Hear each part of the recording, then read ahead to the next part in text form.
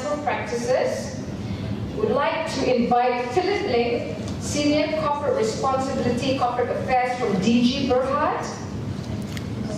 Niti Nesadurai from Nesa Communications, are you here, sir? Thank you, Founder and Director. And Basante Narayanasamy, Siemens Malaysia?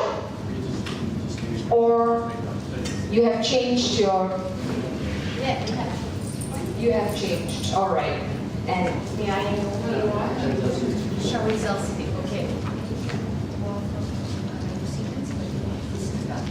Okay, Shahrizal Siddiq, Siemens Business Development.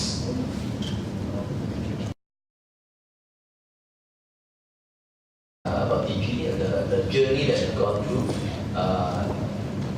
Just a bit about us. We started out in 1995. I think most people here know our branding, DIGI brand. We are a telecommunications company and an internet company. But we are part of a bigger family. Some may not know this. We are part of the Telenor Group. The Telenor Group has various mobile operations in 11 countries. So they are based in Norway, telecommunications Norway. Over here in Asia, we have businesses in Thailand, Intact, Pakistan, Bangladesh, and such. One of the things that Telenor has, so you can just go back one further. At the last, they are part of the Dow Jones Sustainability Index. Okay? Being part of the Dow Jones Sustainability Index, it means that all their mobile companies that is under Telenor actually has to adhere to a certain standard for them to continuously achieve their index ratings on the Dow Jones. Okay? So DIGI, when we started on this journey, when we were bought over by Telenor, okay, it's a very good place to be here today because we were previously with Jaya Own. Okay? And then we are now part of the Telenor Group. Okay? When we came over to Telenor, one of the things that we started focusing on was sustainable business. Okay? Sustainable business is, for us, is closely tied to integrity, how you do your business in the community, how you do your business within the marketplace or workplace and such. We have a few focus in our sustainable business. Of course, as a mobile company, our key role is to extend mobile communications to all society, internet for all, you have seen our ads. And the way we do business, we wanted to drive ethical and responsible business practices, which is integrity, into business-wide across the organization. And part of that is also managing our environmental impact. We will run through two examples later of how we integrate integrity into our business. But just a bit of our evolution. We started out previously as an Malaysian company, traditional corporate philanthropy, the mock checks together with the donations. Slowly we moved up as we realized that there are more media focus on corporate behavior, and more NGOs are coming out more actively. So we started moving up like most corporations. Today we moved up to value creation. We realized that as a company, the CSR that you have to do actually has to be tied, aligned to your business. Okay?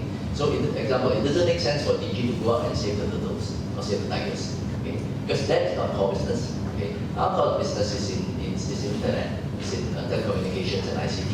So what we do actually has to relate back to that. Okay? So in that sense, it creates value creation for both us as well as our stakeholders. Okay?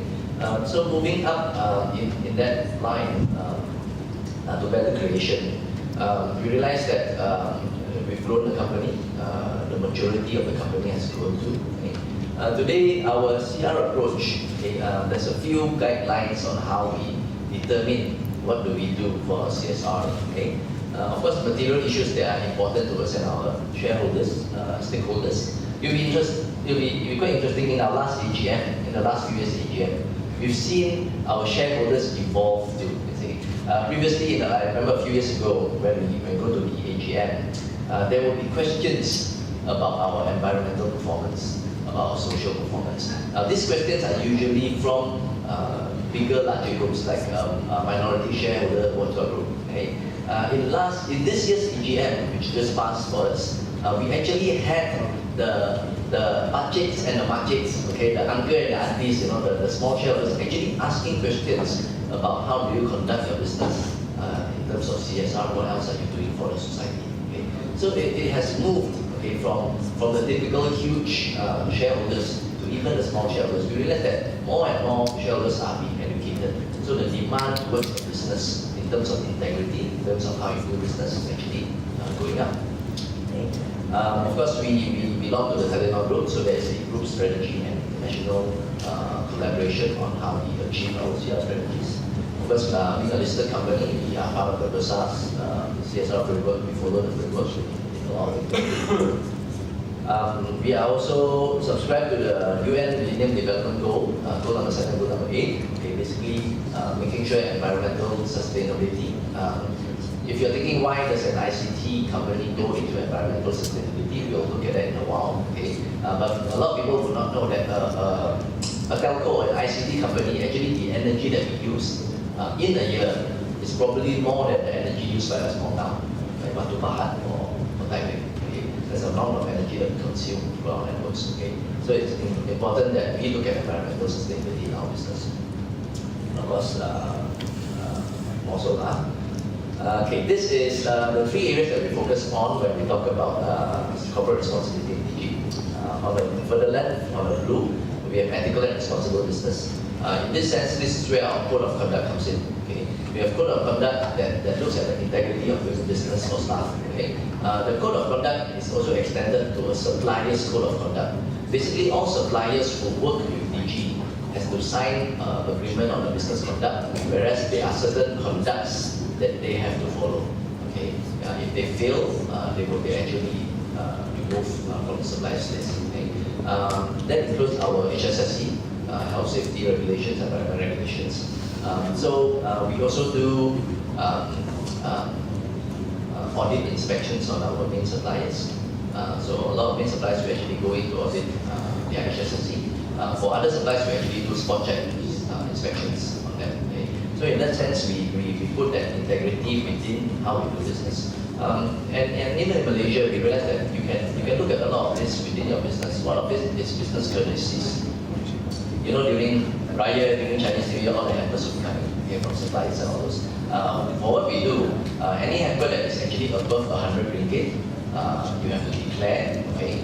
And if it's at a certain level, what we do is that we will actually write back to our suppliers and say, thank you for your wonderful hamper. As part of our business policy, we will redirect your hamper to the nearest charity. Okay, so that's one of the things that we do. Okay? So it allows the code of conduct and employees to know that there's no conflict of interest in terms of doing business. Okay? So that's our ethical responsible business governance within ourselves for our people as well as our partners. Empowerment, connectivity, that's how we engage our community. Okay, one of the ways we engage our community is empowering them. We'll talk about that in a while. And of course, climate change. Next. We are an internet company, internet for all, that's what we do. Okay. So, okay, when we look at CSR, for the first case study, okay, community, we realize that one of our aspirations is that we hope that all levels of community, whether you're in urban, whether you're in rural, whether you're a senior citizen, you are a child, that you have access to the internet. Okay? Because the internet is an empowerment tool. The internet is actually a place where shared knowledge is. Okay? But then we realize that as we move into this area of providing the internet as our core business, there are risks and dangers related to the internet.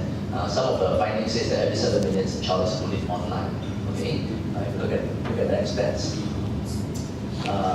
35% of Malaysian children, 35% of children worldwide in a survey says that they've been bullied online. Okay. Of course, we know that bullying is so-called conventional in schools, the actual physical bullying. But nowadays, it's moved towards cyberbullying. In our counterparts in the Scandinavian countries, in fact, the bullying trend is that now students are actually bullying teachers.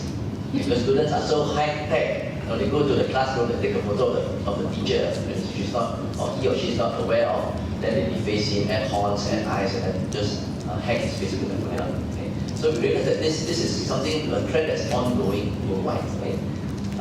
And another stats, 78% of burglars use Facebook, Twitter, and Foursquare as target potential victims. You'll be surprised if you Google, you can actually Google on Malaysian ICs. Google or Malaysia ICs, you can find passwords on Google. Okay? So a lot of people have not put in the security that is necessary to keep themselves safe on the internet, including